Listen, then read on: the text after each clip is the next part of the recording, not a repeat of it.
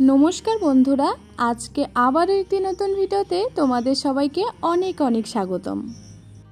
आजकेर आमार recipe hello आलू दिए ढेकी शाक भाजा। এই ঢেকি শাক ভাজা কিন্তু অবশ্যই সরষের তেল দিয়ে করতে হবে। তেলটা ভালো গরম হয়ে গেছে। এবার আমি এখানে দিয়েছি শুকনো লঙ্কা এবং কালো জিরা।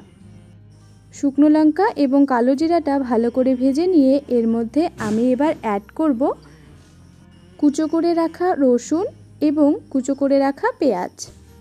এবার আমি সব উপকরণ ভালো করে ভেজে নেব। ভাজা হয়ে গেলে এর মধ্যে আমি দিয়ে দেব কেটে রাখা আলু। আলুটা কিছুক্ষণ ভেজে নিয়ে তারপর এখানে আমি অ্যাড করব স্বাদ মতো নুন এবং পরিমাণ মতো হলুদ। আলুটা লালচে লালচে করে ভাজা হয়ে গেলে এর মধ্যে আমি দিয়ে দেব সেই কেটে রাখা ঢেকি শাকগুলো। এই আলু এবং ঢেকি শাক ভাজা খেতে কিন্তু অসাধারণ লাগে, আর তেমনই কিন্তু এই ঢেকি শাকের উপকারিতাও আছে অনেক। আমি এখানে কোনো রকম জল ব্যবহার করব না। ঢেকি শাক থেকে যেই জলটা বেরিয়ে আসবে সেই জল দিয়েই ঢেকি শাক এবং আলু দুটোই ভালো করে সেদ্ধ হয়ে যাবে। এবার আমি এই উপকরণগুলিকে ঢেকে 2 মিনিটের মতো সেদ্ধ করে নেব।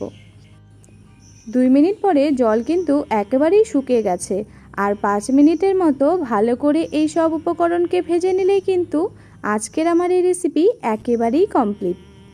ভিডিওটি তোমাদের কেমন লাগলো অবশ্যই কমেন্ট করে জানাতে ভুলো না। তো আজকের মতো টাটা, সবাই ভালো থেকো এবং সুস্থ থেকো। দেখা হবে আবারও একটি নতুন ভিডিও।